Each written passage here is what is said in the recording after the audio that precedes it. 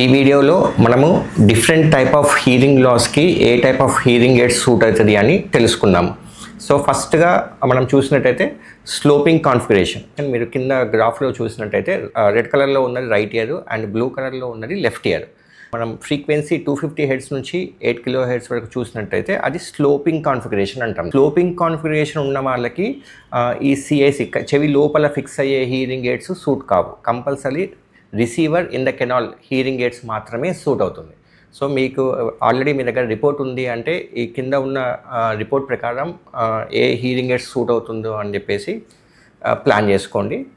ఈ type of hearing లాస్కి completely in the canal మాత్రం తీసుకుంటే మీ వాయిస్ మీకు వినిపించి ఎకోలాగా అక్లూజన్ ఎఫెక్ట్ అనేది వస్తుందన్నమాట. So a type of hearing లాస్కి a type of hearing aid suggest చేయాలి అనేది మీకు ప్రాపర్గా ఆడియోలిస్ట్ మాత్రమే గైడెన్స్ చేయగలరు.